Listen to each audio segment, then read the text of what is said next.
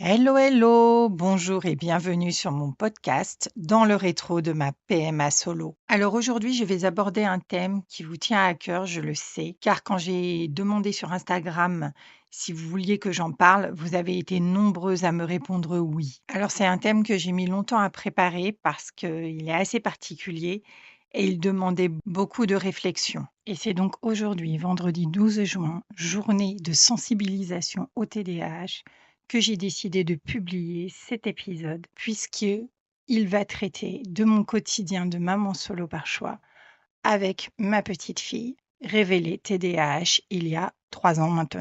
Je vais donc vous dire comment je l'ai découvert et ce que ça engendre dans notre quotidien.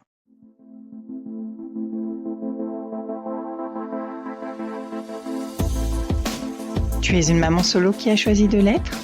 Tu fais partie de ces femmes qui ont fait une PMA solo pour accéder à leurs rêves? Tu es encore en parcours ou en pleine réflexion sur l'après-bébé avant de l'entamer? Alors tu es au bon endroit. Moi, c'est Nadège, jeune quinca dynamique et maman comblée d'une chouquette de 8 ans née d'une IAD à Barcelone. Je vis à Bordeaux et je n'ai aucune famille ici, alors crois-moi, tes difficultés, je les connais. Et j'ai à cœur de te partager mon expérience, mon vécu et mon quotidien de maman solo par choix. Alors si je t'ai donné envie d'en savoir plus, cale-moi bien dans tes oreilles, ce moment est le tien, profites-en et inspire-toi. Alors comment je l'ai découvert? Avant d'arriver à ce point, un petit comeback s'impose. Nous sommes début 2021, en pleine crise Covid. Nous avons réussi tant bien que mal à emménager dans notre petite maison avec jardin. Je vous renvoie à mes épisodes sur le burn-out parental, la trilogie que j'ai faite, si vous ne les avez pas encore écoutés, pour avoir les détails de notre vie alors, pendant le Covid.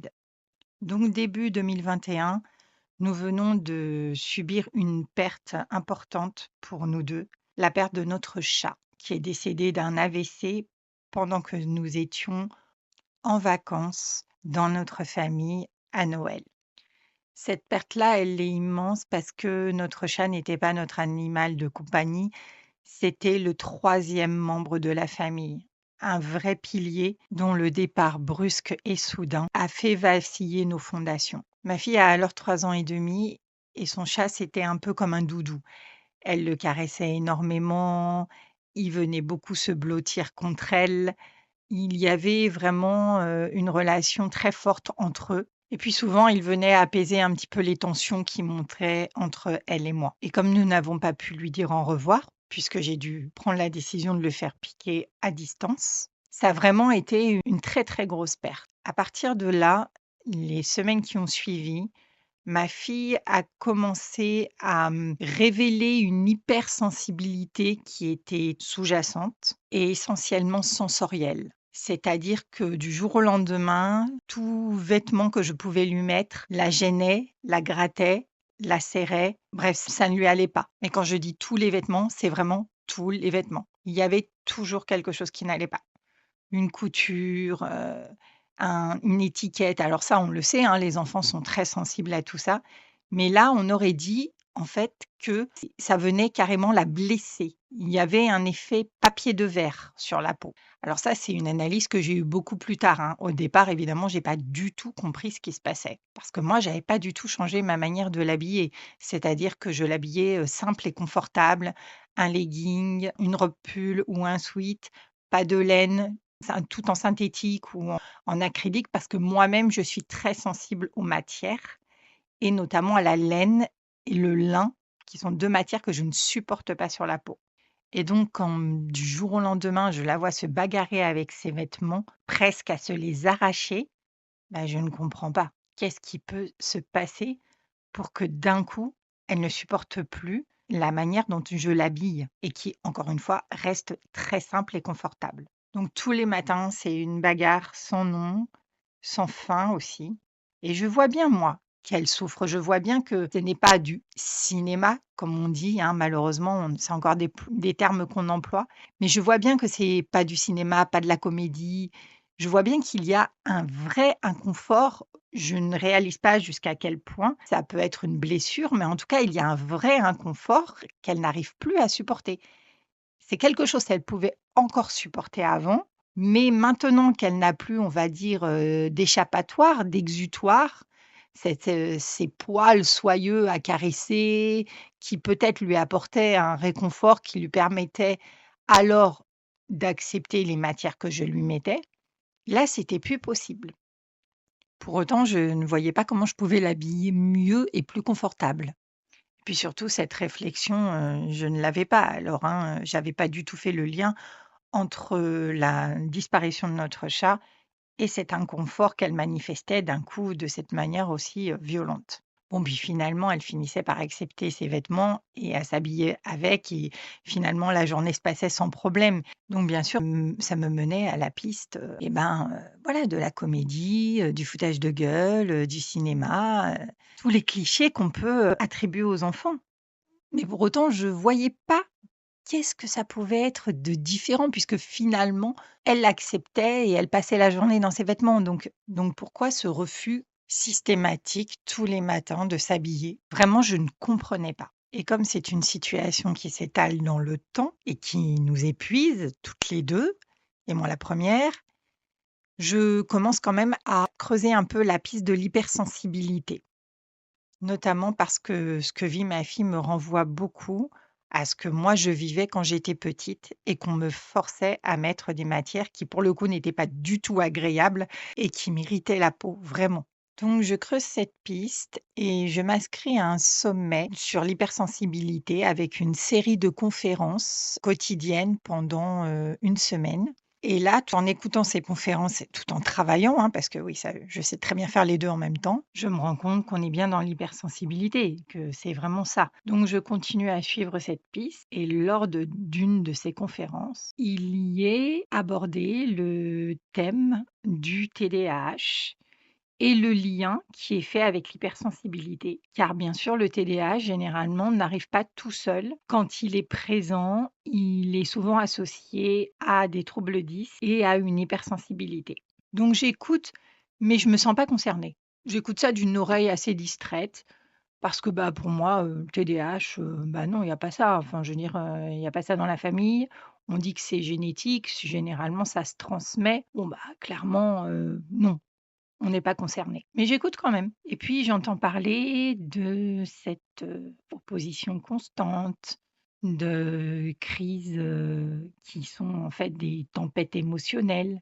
Et là, je dresse une oreille quand même parce que je me dis: «Tiens, ça ressemble quand même à ce que je vis». Donc j'écoute un peu plus attentivement et puis les descriptions qui suivent commencent à réellement m'interpeller, notamment sur l'opposition constante. Et là, j'écoute, des professionnels parler et expliquer que c'est quand même très difficile de détecter un TDAH avant l'âge de 6 ans parce que les premiers signes sont assez semblables à l'évolution classique de l'enfant, en fait. Et que c'est vraiment quand il perdure, souvent après l'âge de 6 ans, qu'on peut commencer à se poser la question d'une possible neuroatypie. Donc là, moi, ma fille a 4 ans et demi et je me dis: «Bon, bah, de toute façon, c'est pas possible de savoir maintenant, donc continuons juste de nous renseigner», on va dire. Et puis un jour, quelques mois plus tard, on passe l'après-midi avec une de mes amies et sa fille, qui avait donc une vingtaine d'années à l'époque et qui est elle-même neuroatypique. Elle est TSA et TDAH. Et je vois que ces 2-là s'entendent vraiment très bien.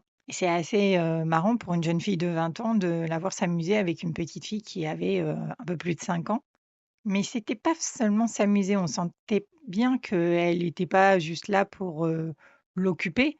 On voyait qu'il y avait une connexion entre les 2. Bon, puis c'est tout, on passe une très bonne après-midi et tout se passe bien.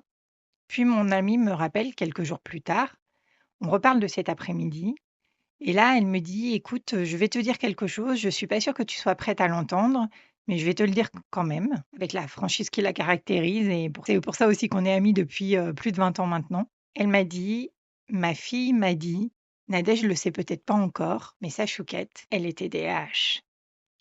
Et là, je reste un peu couate en me disant: «Quoi? Qu'est-ce que tu dis?»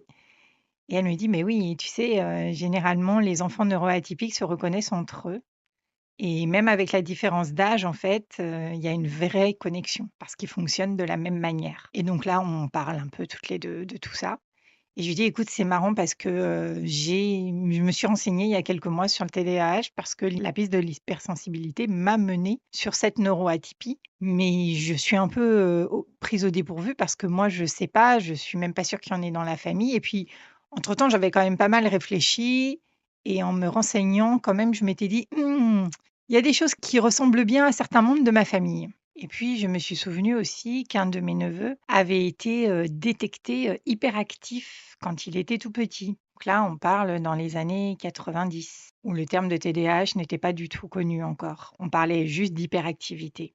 Mais on avait dit aussi à ma sœur et son mari que c'était quand même bizarre cette hyperactivité parce que c'était un enfant qui était quand même capable de se concentrer longtemps sur certaines choses, donc pour eux, c'était pas de la vraie hyperactivité.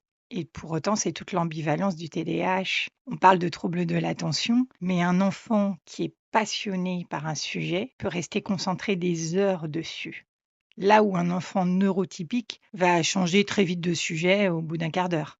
Quand je vous dis des heures, c'est vraiment des heures. Ma fille joue avec ses Playmobil ou avec ses animaux, ses dinosaures, 2, 3 heures durant. Elle est dans sa bulle, elle se fait ses histoires, son imagination est très très fertile et elle ne voit pas du tout passer le temps. Elle peut même en oublier de prendre son goûter. Elle oublie même complètement ma présence. Donc bref, moi j'avais fait un petit comeback familial et je m'étais dit que il y avait quand même des comportements qui ressemblaient à ça, sans qu'ils aient été réellement nommés.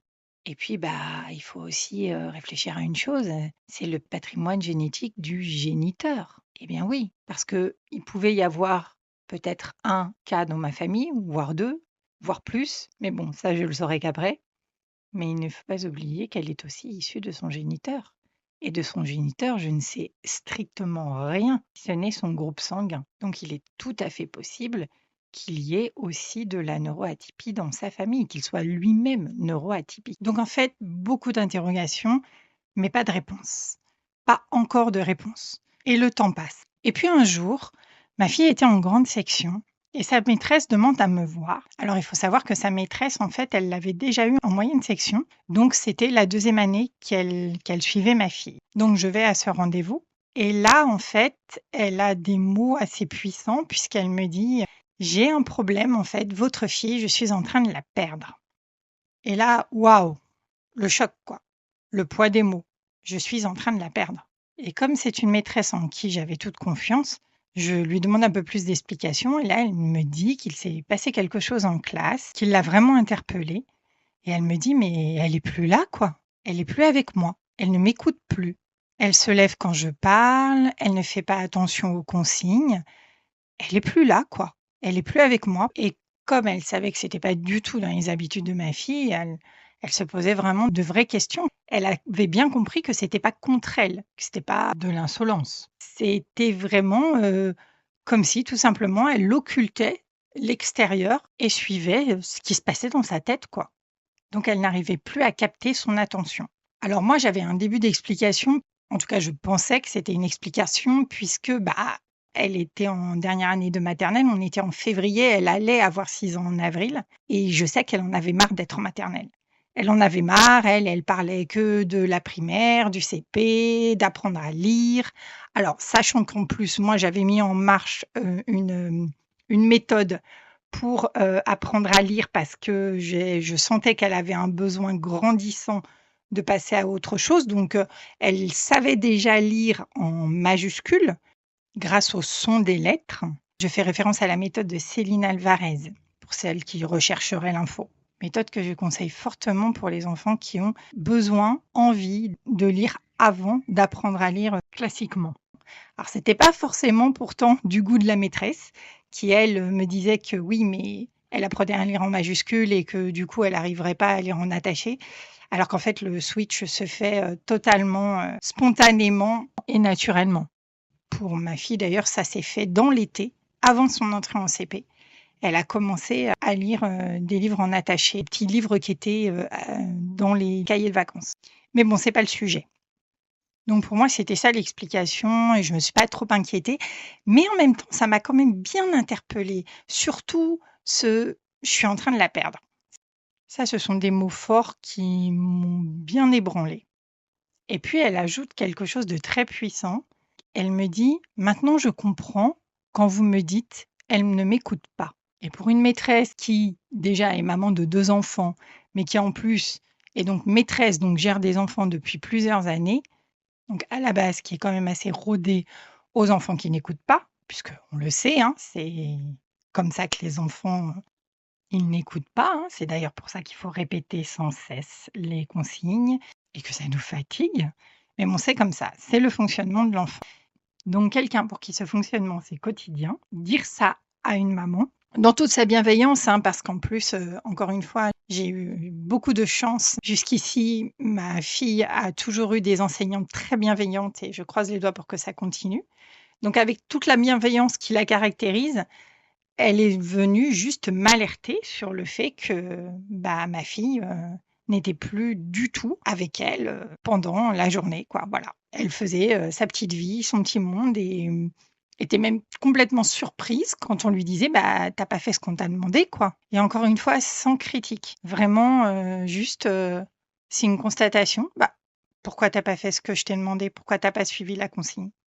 Donc à partir de ce moment-là, il y a un déclic dans ma tête et je me dis: «Ça y est quoi, il y a pas que moi qui me rends compte qu'il se passe un truc quoi. Il se passe un truc avec ma fille». Mais quoi? Qu'est-ce qui peut se passer? Parce que là, on pouvait pas lier son comportement à l'hypersensibilité. Donc forcément, je savais qu'il y avait autre chose, mais je comprenais pas. Et puis évidemment, les paroles de mon amie me sont revenues en tête et le TDAH est revenu, sur le devant de la scène à ce moment-là. Donc là, je commence à me renseigner sérieusement sur ce trouble, sur cette neuroatypie. Et j'apprends d'ailleurs que l'hypersensibilité cache souvent cette neuroatypie, même si c'est pas automatique, hein. Et là, je commence à entendre parler d'inattention, d'impulsivité, de tempête émotionnelle et des explosions de colère des enfants qui sont considérés comme ingérables et qui pour autant ne sont juste pas en capacité de gérer leurs émotions. Certes, ça c'est tous les enfants, mais là, c'est des émotions qui sont exacerbées. Là, chaque émotion est vécue dans l'extrême.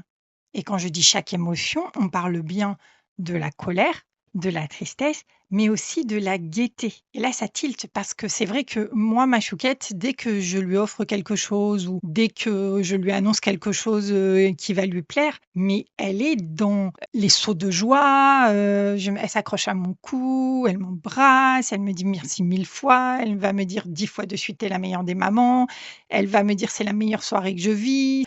Et c'est vrai que même si c'est chouette à vivre, de voir en effet cette joie intense, bah, de son enfant quand on lui annonce quelque chose d'heureux, bah, ça interpelle quand même parce que, ça fait beaucoup. Et ça explique aussi du coup l'intensité des colères qui, elles, sont d'un autre monde, mais réellement d'un autre monde. La tristesse, c'est pareil. Quand une nouvelle, triste nous arrive, mais ma fille, elle est inconsolable, quoi, mais vraiment inconsolable. Et je parle pas d'une nouvelle triste comme la mort de quelqu'un. Non, je parle juste, de quelque chose qui va pas se faire, par exemple, alors que c'était prévu, mais c'est des pleurs, mais à n'en plus finir, quoi. Et c'est vrai que c'est déstabilisant, vraiment déstabilisant de la voir réagir comme ça, à l'extrême, à chaque fois. Et c'est épuisant aussi, vraiment c'est épuisant. Et c'est ce qu'on appelle la dysrégulation émotionnelle, mais ça, je l'apprendrai plus tard. Donc là, il y a le puzzle qui est en train de se mettre en place dans ma tête, les pièces du puzzle qui s'imbriquent et je me dis: «Bon, clairement, il faut que je sache». Il faut que je sache, non pas pour lui mettre une étiquette ou la mettre dans une case, au contraire, ouh là, loin de moi cette idée. J'ai toujours détesté ça, mais pour savoir, pour comprendre, pour mieux comprendre ma fille et pour l'aider, si je peux le faire, à gérer ses émotions qui sont d'une sensibilité, extrême. Donc là, je prends les choses en main, je me renseigne et je me heurte très vite à toute une procédure, à tout un parcours et surtout à des listes d'attente extrêmement longues. Alors déjà, il fallait avoir 6 ans parce que aujourd'hui, ça a changé, merci, mais à l'époque, si on n'avait pas 6 ans, l'enfant ne pouvait pas passer de test. Et là, on était en février, ma fille allait avoir 6 ans en avril, donc en gros, elle était déjà pas une bonne candidate pour la liste d'attente. J'entends bien pour la liste d'attente. Et j'adhère à un groupe Facebook, notamment TDAH Gironde, et je regarde et là, je suis affolée, quoi. Les délais d'attente, les familles qui attendent depuis presque 1 an que leur enfant puisse passer par le parcours qui est préconisé pour le dépistage de la neuroatypie. Et là, je me dis: «Non, mais ça va pas être possible!» Donc on va trouver un autre moyen. Parce que moi, je ne vais pas rester 1 an à ne pas savoir ce qu'il en est, uniquement pour que le parcours soit pris en charge. Ça, c'est pas possible pour moi. Donc là, je me tourne vers la sphère privée et sur recommandation de l'amie en question qui est la première m'a parlé de TDAH, je vais trouver une neuropsychologue spécialisée dans les troubles du neurodéveloppement qui va me donner un rendez-vous sous 15 jours. Oui, oui, 15 jours. Donc là, réellement, bah oui, quoi, je saute dessus et je me dis, «On y va». Même si ce n'est pas une neuropsychiatre ou une neuropédiatre, on va passer par la phase psychologue parce que moi, j'ai besoin de savoir. C'était vraiment l'élément, qui était le plus important pour moi, c'était de savoir. Et entre-temps, comme je m'étais beaucoup renseignée sur le TDAH et que je savais que la plupart des enfants qui étaient atteints de ce trouble étaient suivis en psychomotricité, j'ai donc l'idée de rappeler la psychomotricienne qui a suivi ma fille pendant un peu moins d'1 an, je crois que c'était 9 mois, à l'âge de 4 ans et demi. Alors pourquoi elle a été suivie, par une psychomotricienne? Parce qu'à cette époque, elle avait des petits soucis d'équilibre en statique. Alors pas en mouvement du tout, parce que c'est une enfant qui a su faire, du vélo à 4 ans et quand je dis du vélo, c'est sans les petits trous parce qu'elle ne les a jamais eus. De toute façon, elle est passée directement de la draisienne au vélo à 2 roues. Donc à 4 ans, elle savait faire du vélo 2 roues et elle n'avait aucun problème d'équilibre. Donc en mouvement, tout allait bien, mais alors en statique, c'était une catastrophe. Elle ne savait pas comment positionner son corps. Elle était tout le temps en train de bouger. S'il fallait qu'elle tienne, par exemple, à côté de moi, elle mettait un pied devant, un pied derrière, elle se mettait sur le côté, elle était complètement courbée. Elle ne pouvait pas rester en place en statique. C'était pas possible pour elle. Et on voyait bien que c'était pas une question de volonté, hein, c'était son corps. Son corps ne peut pas rester en place en statique. Et puis elle avait beaucoup de mal avec tout ce qui était coordination. Elle ne rattrapait pas les ballons, elle s'en mêlait les pinceaux quand il s'agissait de suivre, une petite chorégraphie toute simple. Elle s'en mêlait souvent les pieds, elle tombait souvent. J'avais noté déjà des problèmes de coordination. Quelqu'un de mon entourage m'avait alertée là-dessus et donc j'avais décidé d'aller voir une psychomotricienne et on a fait un bilan de psychomotricité qui a révélé en effet une légère dyspraxie. Donc la dyspraxie, c'est la difficulté à coordonner ses mouvements notamment et puis des difficultés à se situer dans l'espace également. Donc on a commencé des séances de psychomotricité et ça a vite, vite porté ses fruits d'ailleurs parce qu'à l'époque, la psychomotricienne m'avait dit: «C'est très bien que vous veniez à cet âge-là parce que s'il y a un petit souci, ensuite, on va vite pouvoir agir dessus et votre fille aura moins de problèmes quand elle va rentrer en primaire parce que c'est souvent là que les problèmes, en fait, se dévoilent. À partir du moment où on se met, à écrire, où il faut être plus attentif en classe, moins bouger, où il y a plus de séances de jeu. Voilà, donc c'est souvent en primaire que tout ça se révèle. Donc à 4 ans et demi, elle m'a dit: «C'est bien, d'être venue et puis on va travailler ça tout simplement pour que ce soit plus facile pour elle» et en effet, ça a rapidement porté ses fruits et on a arrêté, je crois, à peu près 6 ou 9 mois après, je me souviens plus exactement. Donc là, je me dis: «Tiens, je vais rappeler la psychomotricienne» et elle me dit: «Bah, écoutez, j'ai un créneau qui vient de se libérer le samedi matin». Donc ce qui était parfait pour moi parce que c'était compliqué de faire un suivi de psychomotricité ou tout autre suivi d'ailleurs, en semaine, en travaillant à plein temps, quoi. Je voyais pas comment faire et là, ce sont 2 jeunes psychomotriciennes qui ont fait le choix d'ouvrir le samedi et croyez-moi, ça arrange beaucoup de parents. Merci à elles pour ça et je parle à la psychomotricienne du coup, de ma suspicion d'un possible TDAH et elle me dit: «Bah, en effet, c'est pas un truc fou de penser aux troubles de l'attention et vous avez raison de la faire tester». Donc le rendez-vous chez la neuropsychologue arrive et là, je déballe tout, donc j'explique, les problèmes, que m'a rapporté la maîtresse, l'inattention, le fait qu'elle qu'elle soit dans sa bulle, qu'elle n'écoute pas les consignes. Et puis, je lui explique aussi qu'on a déjà fait un bilan de psychomotricité. Je lui donne le bilan et pendant que je lui parle, elle observe ma fille qui joue à côté, qui est à côté de nous sur un grand tapis et qui occulte totalement ce qu'on dit parce qu'elle a trouvé des dinosaures parmi les jouets et donc forcément, il n'y a plus personne, elle n'est plus là, elle est dans son monde. Et donc elle l'observe et elle me dit: «Écoutez, c'est vrai que depuis le début de la séance, je la regarde et bon, je pense que c'est une bonne idée de passer les tests». D'ailleurs, elle s'est adressée plusieurs fois à elle, durant ce moment où je parlais et ma fille, lui répondait même pas, quoi. Il a fallu vraiment qu'on interpelle 2-3 fois son prénom pour que, hop, elle lève la tête et: «Oui, qu'est-ce qui se passe? On m'appelle?» Et elle me dit: «Bon, écoutez, on va poser tout ça et on va prendre rendez-vous pour un bilan». Mais encore une fois, comme il fallait attendre ses 6 ans, on avait encore 1 mois d'attente quasiment et je crois qu'on a pris rendez-vous pour le bilan, 2 jours avant ses 6 ans. Donc vraiment, à la limite des 6 ans qui étaient, requis à cette époque et donc ma fille passe les tests. Alors déjà, ça s'est pas fait, hyper facilement. Il a fallu le faire en 2 fois, même si c'était le même jour. Parce que, bah, l'attention était pas là, quoi, hein, ça clairement, ça l'intéressait pas de faire ça, hein, il y avait rien d'amusant donc elle a passé une partie des tests. Ensuite, elle l'a laissé, me voir en salle d'attente. On a voilà, se détendre 5 minutes et hop, elle est repartie faire l'autre partie des tests et donc 3 semaines plus tard, je reçois le bilan de la neuropsychologue qui révèle en effet un trouble de l'attention avec hyperactivité. Une hyperactivité qui est essentiellement cérébrale, mais qui se traduit quand même physiquement, hein, puisque son corps a besoin de bouger, d'être en mouvement tout le temps. Donc une hyperactivité cérébrale, qu'est-ce que c'est? En fait, ça veut dire que dans son cerveau, il y a 1000 idées à la minute et surtout, il s'arrête jamais. D'où les difficultés d'endormissement qu'on a depuis qu'elle est toute petite. Parce que au moment de dormir, le cerveau, lui, il est toujours en ébullition et c'est très compliqué pour ma fille de s'endormir. Autant elle dort très, très bien une fois qu'elle dort, mais alors par contre, pour s'endormir, ça a toujours été quelque chose de très difficile pour elle et c'est d'ailleurs pour ça que je l'accompagne dans son sommeil tous les soirs. Et puis ça explique aussi le fait que j'ai l'impression qu'elle ne m'écoute pas parce qu'elle a tellement de choses dans sa tête que, en effet, si je ne l'interpelle pas quand elle est devant moi, elle va pas m'entendre. Et pareil, si elle me pose une question et que je lui réponds assez instantanément, hein, pendant qu'elle me pose la question, son cerveau est déjà en train de l'emmener ailleurs. Donc parfois, elle n'entend pas ma réponse.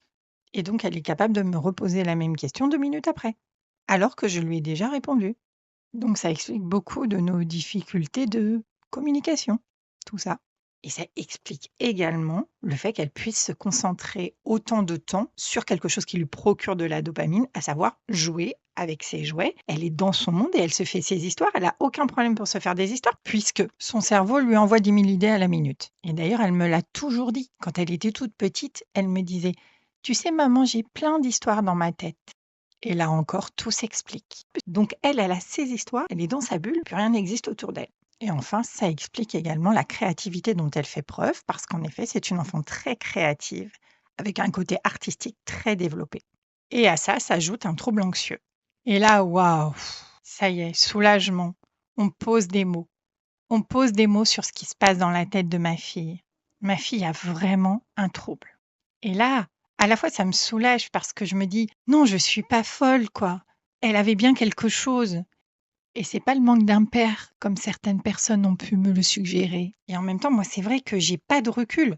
J'ai personne pour me dire au quotidien: Là, il y a quelque chose qui va pas». C'est pas bien normal quand même toutes ces réactions épidermiques ou en tout cas, c'est pas classique. Parce qu'en fait, c'est ça le problème aussi du TDAH. Comme je vous l'ai dit au début de l'épisode, hein, c'est que tout ce qui peut être signe d'un TDAH sont aussi associés au développement classique de l'enfant. Donc c'est très compliqué de dissocier les deux. Est-ce qu'on est dans une phase normale de l'évolution de l'enfant ou est-ce qu'il y a quelque chose d'autre derrière? Mais d'un autre côté, quand les difficultés rencontrées se présentent dans 2 domaines différents de la vie, à savoir l'école et la maison, et qu'il perdure au-delà de 6 ans, là, on peut commencer à se poser des questions. Donc j'en reviens au bilan et nous sommes donc en séance où La neuropsychologue me dit: «Mais oui, en effet, il y a ça qui est détecté, mais en même temps, votre fille, elle va bien. Elle est bien dans ses baskets. On sent que c'est une enfant qui est bien épanouie. Donc il y a pas de difficulté particulière, en tout cas à ce jour. L'important maintenant, c'est d'apprendre à comment gérer le TDAH». Parce que oui, en fait, c'est un peu le souci, aujourd'hui, c'est que une fois qu'on a, les bilans, qu'on a posé des mots et qu'on a le nom d'un trouble, en fait, on est un peu livré à nous-mêmes, quoi. OK, ma fille est TDAH et je fais quoi maintenant, du coup? Donc heureusement, la neuropsychologue, elle est encore une fois, hein, bien spécialisée dans ces troubles. Donc elle va m'orienter, elle va en tout cas me dire, comment ça fonctionne un peu dans le cerveau de ma fille et ça allume des lumières un peu partout dans le mien en me disant: «Oh là là, d'accord, OK, d'accord, je comprends mieux maintenant certaines réactions et tout ce qu'on vit au quotidien». Et en même temps, elle va me parler de la méthode Barclay, qui est une méthode, qui a fait ses preuves, pour améliorer, on va dire, la vie des personnes TDAH et de leur entourage. Mais en même temps, elle me dit: «Écoutez, prenez le temps de digérer tout ça, on n'est pas pressé, il n'y a pas une grosse urgence. Encore une fois, votre fille va bien.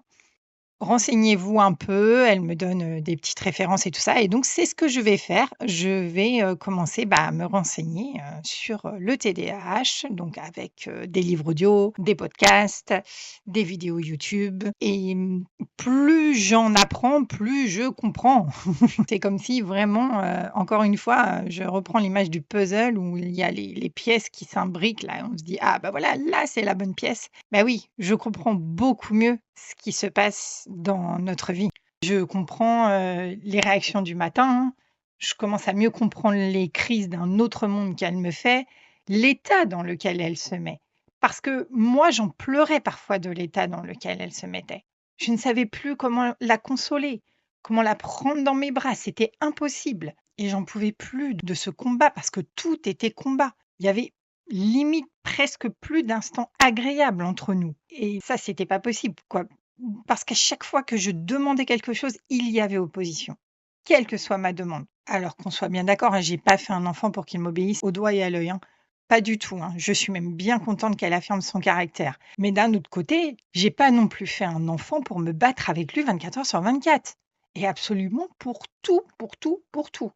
Donc là, j'avais enfin une explication, en tout cas, j'étais guidée vers quelque chose. Donc j'ai commencé à suivre, des petits sommets, comme j'avais suivi celui sur l'hypersensibilité, hop, il y en a un sur le TDAH qui s'est présenté. Voilà, donc ça, c'est bien. Les portes se sont ouvertes aussi. J'ai eu accès à des conférences gratuites qui, encore une fois, m'ont permis de mieux comprendre ce qui se passait dans le cerveau de ma fille et lors d'une de ces conférences, je découvre, une personne qui s'appelle, Cyrielle Soulbieux et qui a un compte, Insta qui s'appelle Horizon Famille et j'apprécie beaucoup, la manière dont elle parle, j'aime les mots simples, j'aime ses explications et je m'aperçois donc qu'elle a, sa propre guidance parentale inspirée Barclay, donc pas totalement Barclay parce qu'entre-temps je m'étais renseignée sur la méthode Barclay et il y avait des petites choses quand même qui me convenaient pas. Voilà, notamment le tableau des récompenses, ça non, je sentais que ça irait pas avec ma fille. Donc j'ai commencé à suivre cette personne, à suivre son compte et puis, j'ai été, convaincue de sa méthode et je me suis dit: je vais acheter sa guidance parentale». Et j'ai très bien fait parce que vraiment, c'est une guidance qui m'a beaucoup aidée pour mieux comprendre et surtout pour mieux appréhender les réactions en chaîne de ma fille. Et donc si je les appréhende, je peux aussi les éviter. Ma manière à moi de parler, ma manière à moi de présenter les choses permet d'éviter des réactions en chaîne qui vont finir en tempête émotionnelle. Donc j'ai suivi dans l'ordre ces préconisations, j'ai mis plein de choses en place et waouh quoi! Impressionnant, les résultats sont arrivés très, très vite en fait. Et aujourd'hui, on s'affronte plus pour tout et n'importe quoi. Les crises se sont espacées, je comprends mieux comment elles fonctionnent, donc du coup, je vais anticiper certaines choses. Alors évidemment, je n'évite pas tout, hein, de toute façon, c'est impossible.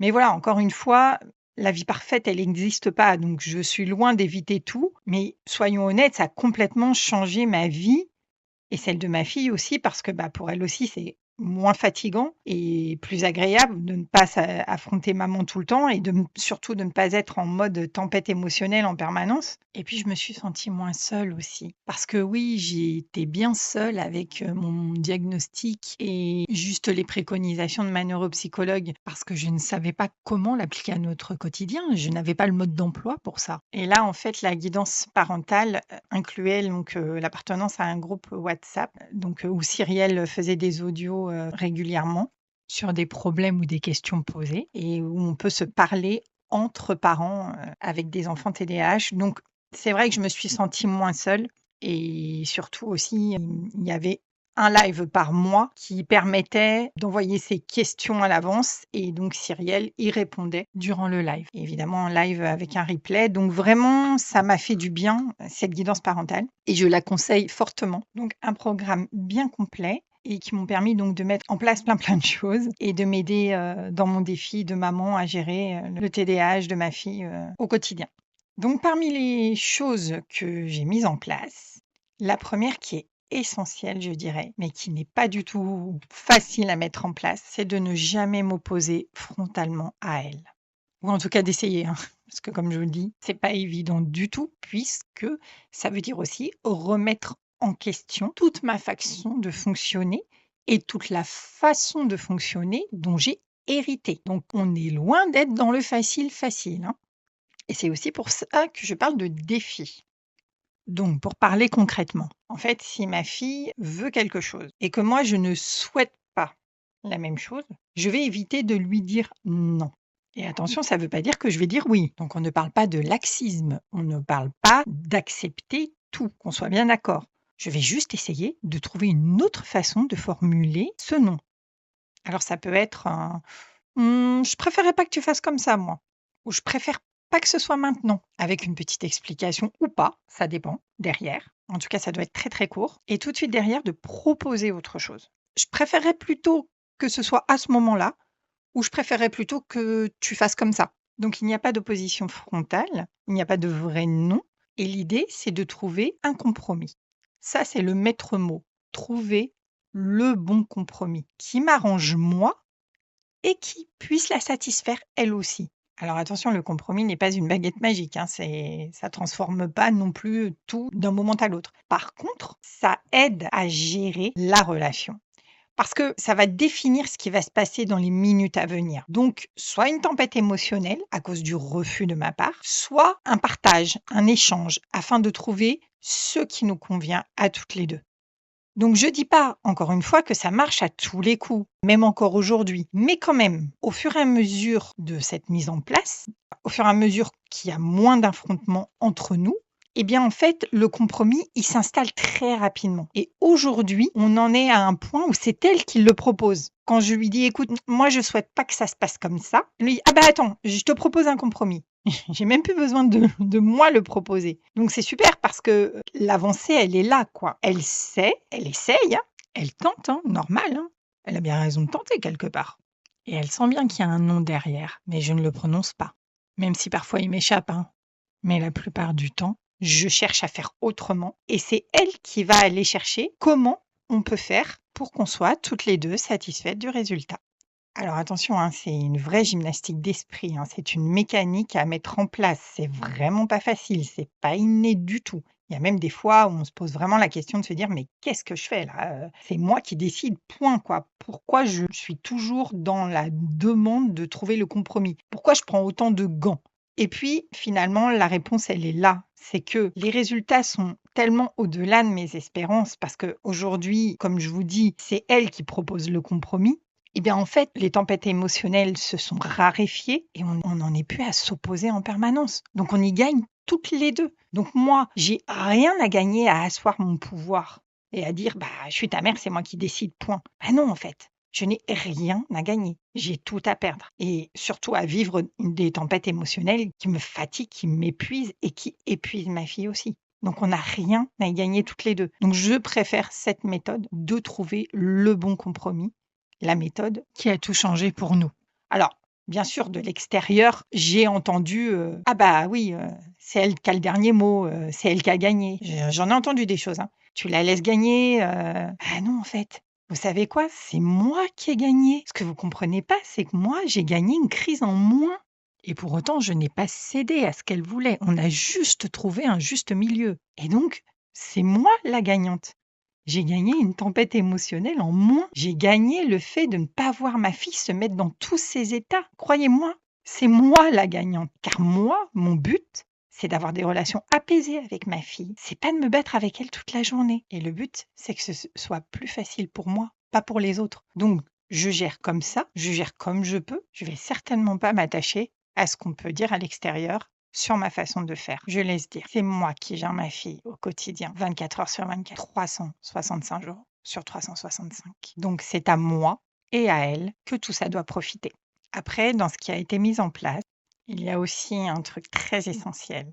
Et là, pour le coup, ça marche avec tous les enfants, c'est celle de prévenir. Par exemple, quand on va quelque part et qu'on doit en partir, et je sais que ma fille est en train de passer un très bon moment, qu'elle n'a pas du tout envie de partir, et on connaît tous cette situation, notamment au parc, à l'aire de jeu, ou quand deux enfants se rencontrent et qui s'amusent ensemble. L'idée, c'est de la prévenir en amont. Et quand je dis en amont, c'est pas 5 minutes, hein, parce que 5 minutes pour un enfant TDAH, ça marche pas. Ça marche pour un enfant neurotypique, mais pas neuroatypique. Donc moi, je préviens environ une vingtaine de minutes avant. Et pourquoi ça marche pas, les 5 minutes? Parce que un enfant TDAH n'a absolument pas la notion du temps. Il y a vraiment une distorsion temporelle. L'enfant ne voit pas le temps passer. Il va falloir lui laisser beaucoup plus de temps. Donc, par exemple, je suis chez une copine. Elle joue avec son fils, donc qui est un copain à elle. Ils s'amusent bien tous les deux, ils s'éclatent, ça s'amuse. Bon, 20 minutes ou une demi-heure avant, je vais aller la voir et je vais lui dire, tu sais, ça fait déjà un moment qu'on est ici, tu t'en rends pas vraiment compte, mais ça fait déjà longtemps. Et donc, on va partir dans pas si longtemps que ça. Et là, clairement, elle me dit: «Non, je veux pas» et moi, je lui dis: «C'est pas maintenant. Tu as encore le temps de jouer». Donc là, tout de suite, elle s'adoucit et généralement, on essaye de prendre un point de repère ensemble, à savoir, bah, tu peux encore, faire une partie de ce jeu et je lui dis: «Par contre, quand je t'appellerai la prochaine fois, ce sera vraiment le moment d'y aller». Donc on est vraiment dans la prévention. On prévient en amont, voilà ce qui va se passer et même si c'est pas, magique, déjà ça apaise, il y a pas la tempête émotionnelle du: «Non, je veux pas y aller», hein. Il y a encore du temps, même si la notion du temps est très, très aléatoire, elle sait qu'il y a du temps, donc tout de suite le cerveau est apaisé et surtout, elle sait que la prochaine fois que je vais l'appeler, elle est préparée au fait qu'il va falloir partir. Alors ça a pas fonctionné tout de suite, hein, soyons très honnêtes, j'ai eu de l'opposition au départ et maintenant, bah, ça fonctionne beaucoup mieux. Voilà, donc c'est comme tout, il faut tester, il faut répéter, répéter, répéter tout le temps, mais au final, ça porte ses fruits. Et donc on en est là aujourd'hui. Alors pourquoi ça se passe comme ça? Parce que je vais pouvoir te dire le TDAH et puis après je vais m'arrêter parce que je suis pas une experte dedans. Mais comme je me suis beaucoup, beaucoup renseignée, je sais quand même pas mal de choses. Et le TDAH, c'est en fait une fuite de dopamine dans le cerveau en permanence. C'est comme une baignoire trouée. Alors ça, c'est une image que je reprends de Cyrielle Soulbieux, hein.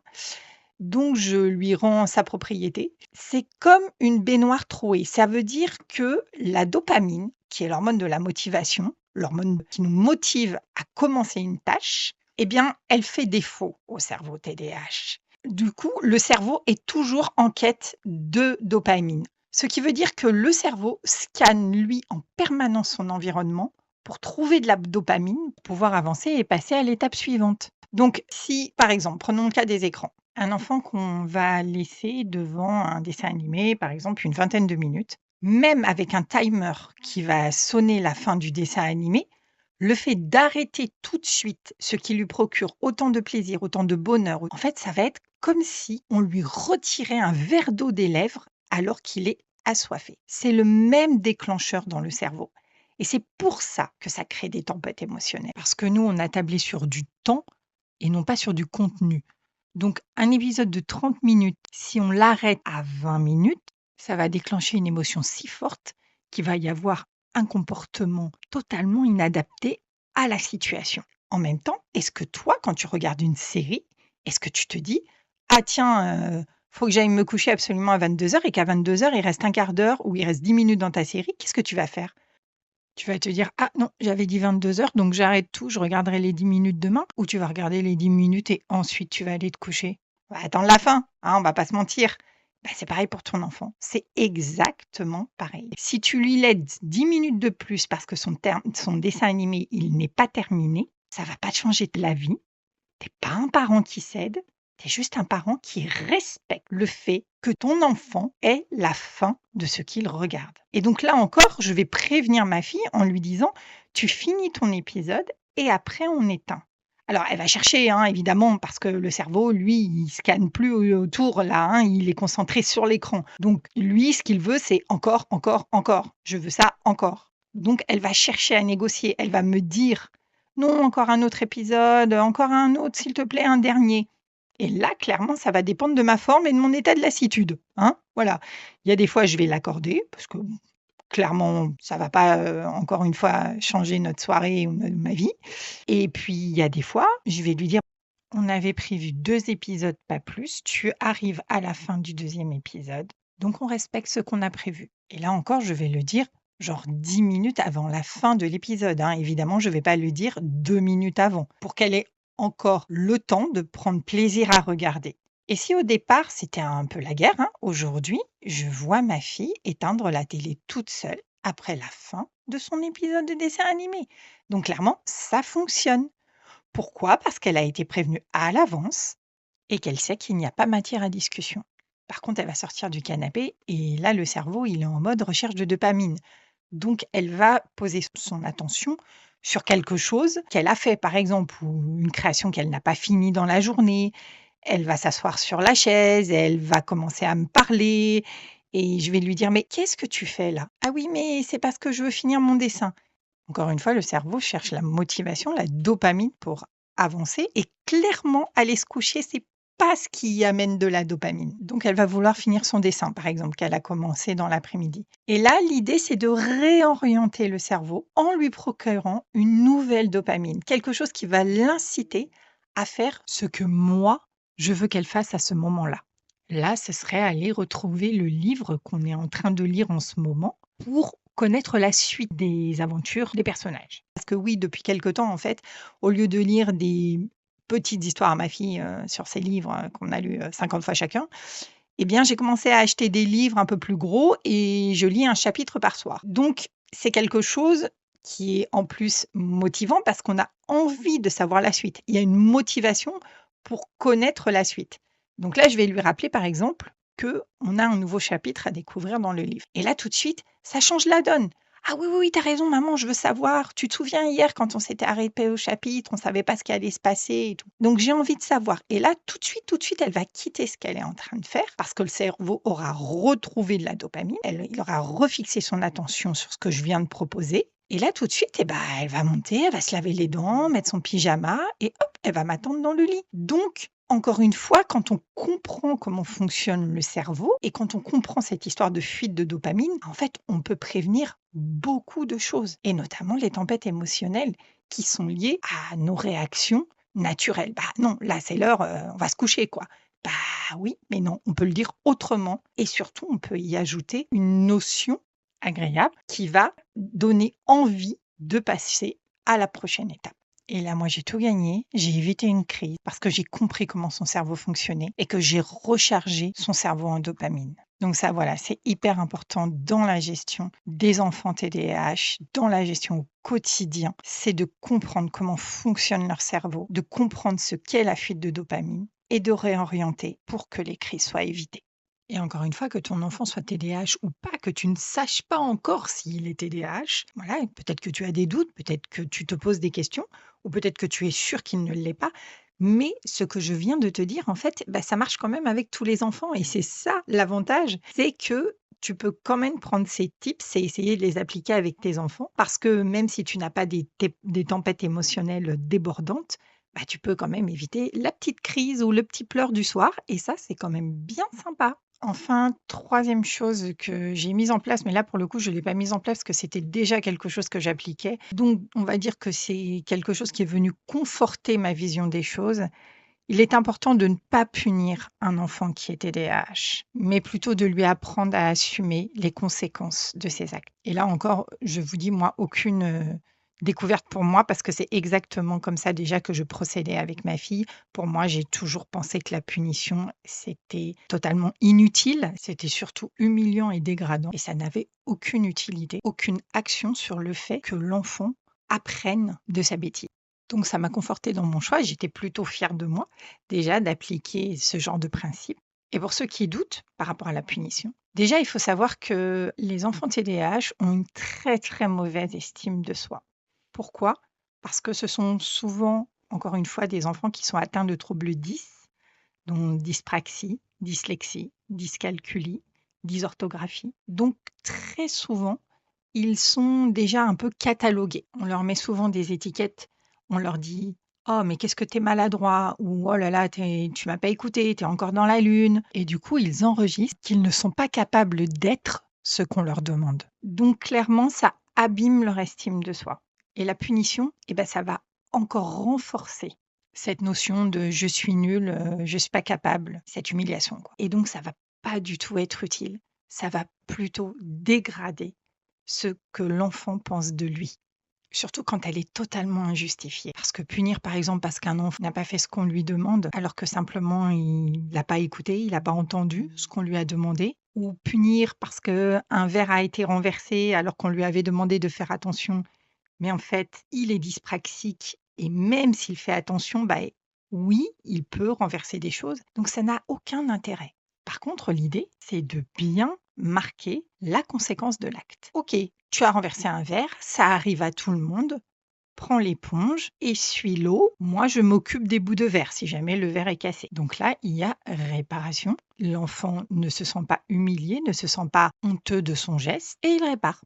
Il est même fier de réparer et on peut tous passer à autre chose. Donc on y gagne tous. Bon, là, je parle d'un verre cassé, mais on peut partir sur un autre exemple. Par exemple, un enfant qui veut pas faire ses devoirs. Moi, personnellement, ma fille, si elle veut pas faire ses devoirs, je ne la force pas. Parce qu'elle a déjà dépensé beaucoup d'énergie pour se concentrer en classe toute la journée, que je sais que c'est difficile pour elle, que la plupart du temps, elle a bien intégré parce que justement, elle s'est bien concentrée sur ce que la maîtresse dit. Donc, je ne la force pas. OK, tu veux pas faire tes devoirs, il n'y a pas de souci. Par contre, si le lendemain, il y a une dictée, qu'on n'a pas révisé les mots et que la maîtresse met sur le cahier que apparemment la leçon n'a pas été revue parce qu'il y a eu trop d'erreurs, là, je lui explique que c'est la conséquence de son acte. Tu n'as pas voulu faire tes devoirs, tu n'as pas révisé tes mots. Tu pensais bien les connaître, mais tu vois, apparemment, ce n'était pas le cas. Donc, du coup, bah, tu as fait des erreurs. Il n'y a rien de grave. C'est juste la conséquence de ne pas avoir revu tes mots hier soir. Donc, comment tu comptes faire pour la prochaine fois? Ah bah la prochaine fois, je vais faire mes devoirs, maman, parce que moi, j'aime pas avoir des erreurs. Voilà, tout simplement. Il n'y a pas eu de punition, il n'y a pas eu de colère de ma part. Oui, tu veux pas faire tes devoirs, regarde comment. Non, non, non, on n'en est pas là. On en est juste à expliquer une situation et une conséquence d'acte. Et pour finir, je vais te dire ce que j'ai mis en place, alors là, pour l'aider physiquement dans son quotidien, à l'école. Donc la première chose, c'est l'achat d'un coussin de proprioception. Alors tu vas me dire qu'est-ce que c'est que ce truc? Alors ce truc, c'est donc un coussin avec des picots dessus qui permet à ma fille d'être assise sur sa chaise à l'école tout à fait normalement, mais du coup de bouger dessus parce que forcément elle n'est pas confortablement installée étant donné qu'il y a les petits picots, sans pour autant que ce soit une grosse gêne, hein. L'hypersensibilité, par exemple, n'intervient pas dessus. J'y ai cru d'ailleurs, je me suis dit: «Ouh là, ça va être compliqué avec l'hypersensibilité», mais pas du tout en fait. Par contre, ça lui permet de bouger sur le coussin, donc de pouvoir se concentrer sur ce que dit la maîtresse. Pourquoi? Parce qu'elle n'a pas à se concentrer sur le fait qu'elle ne doit pas bouger son corps. Son corps qui bouge naturellement est donc en mouvement, mais c'est très, très léger, hein, c'est quasiment imperceptible, m'a dit la maîtresse. Et elle peut se concentrer sur ce que dit la maîtresse et ça l'aide beaucoup. Elle a ça depuis le CP, ça la suit d'année en année et vraiment, c'est quelque chose que je conseille et recommande vivement parce que ça aide beaucoup les enfants qui ont donc besoin de bouger leur corps. Ce n'est pas une envie, ce n'est pas quelque chose dont ils font exprès, c'est le corps qui a besoin de bouger, d'être en mouvement tout le temps. Donc le coussin de proprioception, ça s'achète partout, dans les boutiques spécialisées, mais sur Amazon aussi, hein. Donc vraiment partout. Et enfin, le deuxième élément que j'ai acheté, c'est un casque anti-bruit. Parce que le casque anti-bruit, lui, va permettre à ma fille de gérer son hypersensibilité auditive. Et par exemple, sur des bruits de récréation très très forts, avec beaucoup d'écho, beaucoup de brouhaha, ou à la cantine aussi, où il y a énormément de brouhaha, le fait de mettre le casque anti-bruit, ça va lui permettre d'isoler le bruit qui la dérange le plus, mais d'entendre le reste quand même, hein. Le casque anti-bruit, c'est exactement la même chose que les casques qu'on met pendant les concerts, notamment pour protéger les oreilles des enfants, hein. C'est ça en fait, hein, c'est un casque anti-bruit. Donc ça n'empêche pas d'entendre, simplement ça diminue le volume sonore. Ou alors en classe, quand il y a un peu de chahut ou quoi que ce soit. Mais clairement, aujourd'hui, c'est pas ce qu'elle utilise le plus. Elle l'a, donc elle sait qu'elle peut le mettre n'importe quand. C'est vu avec la maîtresse est totalement d'accord, il n'y a aucun problème, elle peut le sortir n'importe quand, sans avoir à se justifier. Mais elle me dit en fin de compte qu'elle ne le met pas trop. Ça lui arrive de le mettre plutôt à la cantine, en effet, et parfois en récréation. Mais alors, le problème de la récréation, c'est que elle n'y pense pas, forcément, quand elle va en récréation. Et c'est une fois qu'elle y est que ça devient compliqué et où elle se dit: «Oh, j'aurais dû prendre mon casque». Bon, c'est encore un truc à ajuster au niveau de la gestion. Et pour terminer, je voulais simplement préciser que ma fille a un TDAH léger, ce qui veut dire qu'il n'y a pas de dossier MDPH en cours parce que clairement, il n'y a pas de problème particulier pour l'instant et je touche du bois pour que ça continue comme ça. Et que tout ce que j'ai mis en place à l'école, en fait, ne fait pas partie d'un PAP. Il y a simplement eu une réunion de l'équipe éducative et moi qui ai proposé de mettre des choses en place pour que ce soit plus facile pour ma fille comme pour la maîtresse. Et ça a été accepté. Je suis consciente de ma chance, hein. Je le dis parce que toutes les écoles, ça se passe pas pareil et souvent, dans les écoles, on exige, un PAP, donc ça veut dire que derrière, il faut qu'il y ait un diagnostic reconnu, il faut qu'il y ait, des ordonnances de médecins, enfin, c'est tout un trafic et souvent, c'est un dossier MDPH en cours. Donc je suis consciente de ma chance et j'espère que ça pourra continuer parce que ma fille, encore une fois, n'a pas besoin d'une AESH, n'a pas besoin d'autres aides particulières. Donc j'ai pas envie d'aller encombrer le bureau de la MDPH qui croule sous les dossiers. Surtout que la plupart du temps, quand on fait un dossier MDPH, c'est pour obtenir une AESH ou des aides financières. Et là, moi, c'est pas mon cas. De toute façon, elle me serait refusée, vu que le TDAH est léger, elle ne serait pas acceptée. Donc, c'est pour ça que je n'ai entamé aucune démarche auprès de la MDPH. Mais je suis consciente que toutes les familles qui ont des enfants TDAH ne sont pas du tout sur un même pied d'égalité et parfois on n'a pas le choix, on est bien obligé de passer par le dossier. Et enfin, une dernière chose que je voulais préciser, ma fille n'est pas médicamentée. Elle ne prend pas de traitement pour gérer son TDAH. C'est un choix de ma part, car pour l'instant, tant que je peux le gérer et tant que tout va bien à l'école, pour moi, il n'y a pas besoin qu'elle soit médicamentée. Voilà, cet épisode est maintenant terminé, mais je me rends compte que je n'ai pas tout dit, que j'ai encore pas mal de choses à dire, et notamment ce que la révélation du TDAH de ma fille a pu avoir comme conséquence sur moi et également sur certains membres de ma famille. Je vais donc travailler sur une deuxième partie, car elle a aussi son importance. J'espère en tout cas que cet épisode-là t'aura plu et qu'il t'aura peut-être donné des pistes pour ton enfant. Si c'est le cas, en tout cas, n'hésite pas à m'envoyer un petit message sur Insta en MP ou dans le rétro de ma PMA solo à gmail.com. N'hésite pas bien sûr à le partager à toutes celles qui ont besoin de l'entendre parce que plus il sera partagé, plus on comprendra comment fonctionnent nos enfants neuroatypiques, plus on fera du bien à nos enfants, plus ils seront compris, plus ils seront respectés dans leur fonctionnement neuroatypique, plus leur vie leur sera agréable. Voilà, je te souhaite une bonne journée, une bonne soirée ou une bonne nuit en fonction du moment où tu m'auras dans tes oreilles. Merci de m'avoir écouté jusqu'au bout. À bientôt. Bye bye.